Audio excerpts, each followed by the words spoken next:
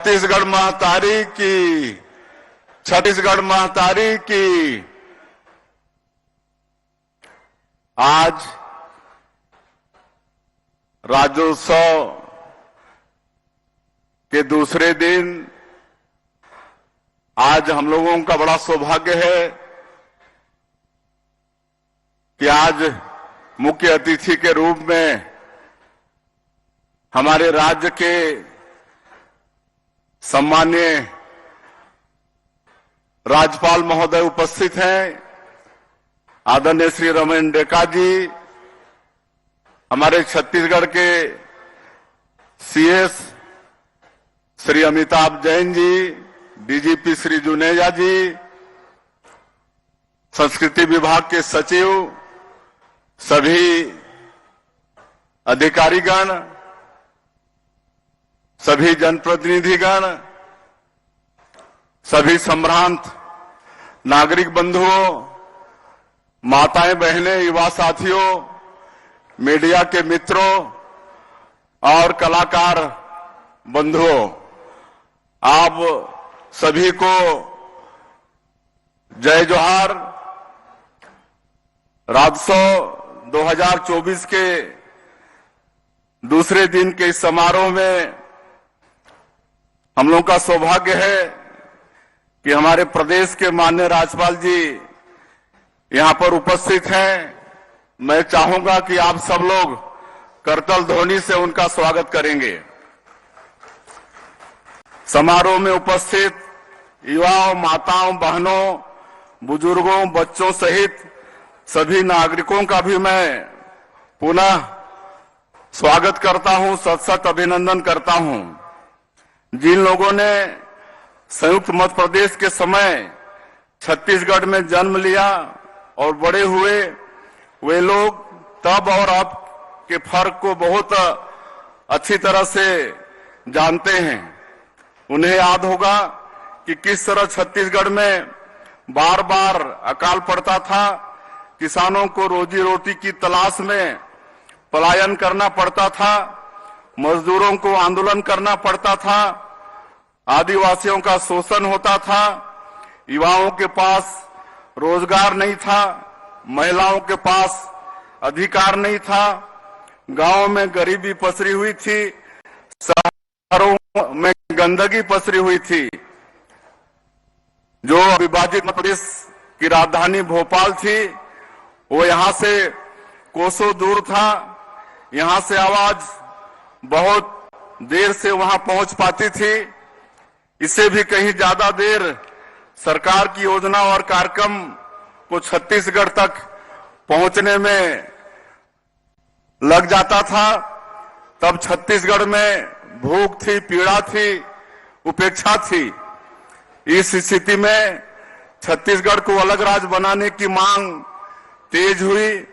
सौभाग्य से जब अटल जी प्रधानमंत्री बने, तब उन्होंने छत्तीसगढ़ के लोगों की पीड़ा को समझा और यहां के लोगों की मांग को पूरा करते हुए अलग छत्तीसगढ़ राज्य का निर्माण किया।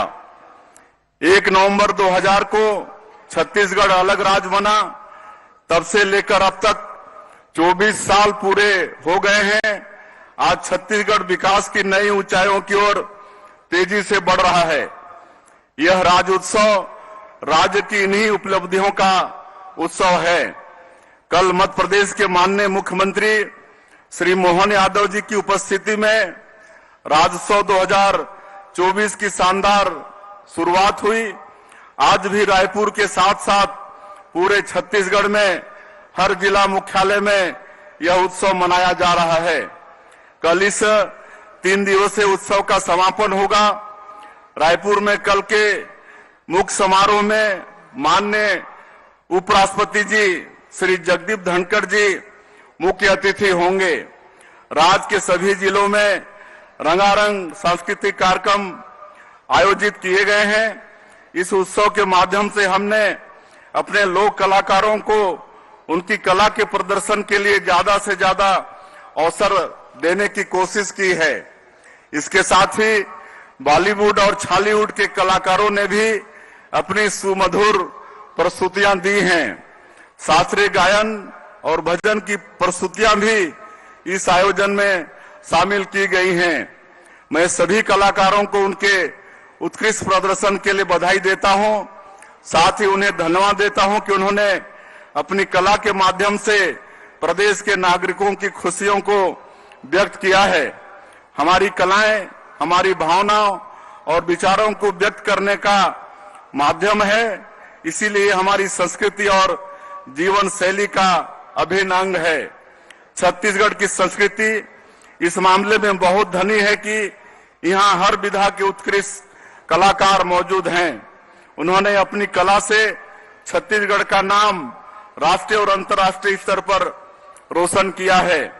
छत्तीसगढ़ में लोक गायन, लोक नृत्य, लोक नाट्य, वादन, शिल्पकारी, चित्रकारी सहित सभी तरह की कला विधाओं को हमारी सरकार प्रोत्साहित कर रही है। राजोत्सव के इस अवसर पर यहाँ पर भी प्रदर्शनियां लगाई गई हैं, शिल्प ग्राम और फूड स्टॉल स्थापित किए गए हैं। आप सभी से मेरा आग्रह होगा कि इनका अवश्य आनंद उठाएं। कला के साथ साथ हम अपने तीज त्योहारों, परंपराओं, मड़ाई मेलों, देवी स्थलों को भी संरक्षित कर रहे हैं, उनकी गरिमा के अनुरूप उनका विकास कर रहे हैं। हमारी सरकार का मानना है कि विकास के लिए सबसे बड़ी ताकत संस्कृति से ही मिलती है। संस्कृति हमें बताती है कि विकास की दिशा क्या होनी चाहिए, प्राथमिकता क्या होनी चाहिए, सोच क्या होनी चाहिए, दृष्टिकोण क्या होना चाहिए और लक्ष्य क्या होना चाहिए। प्रत्येक नागरिक का आचार विचार और व्यवहार संस्कृति ही तय करती है और इसी के अनुरूप नीति निर्धारण के लिए सरकार को प्रेरित भी करती है। हमारे यशस्वी प्रधानमंत्री श्री नरेंद्र मोदी जी के लक्ष्य के अनुरूप विकसित भारत, विकसित छत्तीसगढ़ के निर्माण के लिए हमने अपना जो विजन डॉक्यूमेंट तैयार किया है, उसमें भी संस्कृति के संरक्षण को विकास के लिए बहुत महत्वपूर्ण माना है। जब कोई समाज एकजुट होता है तो उसके सभी सदस्य एक ही दिशा में आगे बढ़ते हैं। संस्कृति ही समाज में यह ताकत पैदा करती है, प्रदेश के आर्थिक विकास को भी यह ताकत देती है।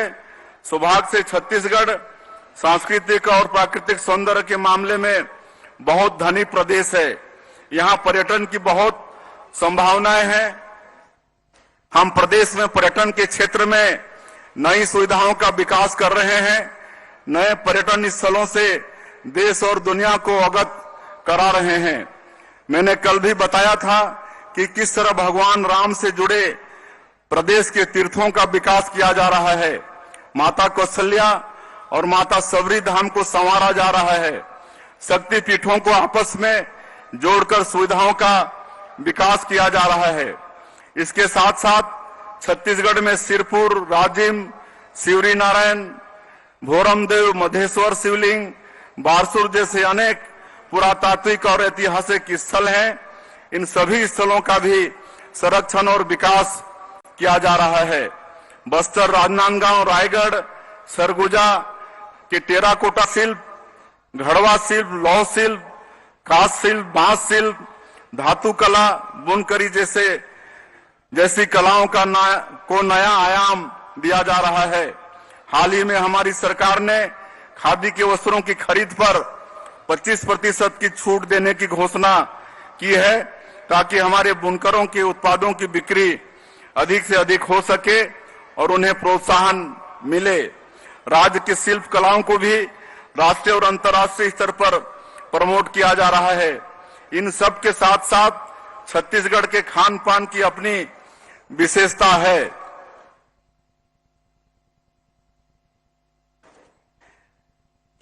मैं यह पहले ही कह चुका हूं कि संस्कृति का संरक्षण और संवर्धन हमारी सरकार की सर्वोच्च प्राथमिकताओं में शामिल है। छत्तीसगढ़ राज्य हमने बनाया है, हमने संवारा है और आगे भी इसे हम ही संवारेंगे।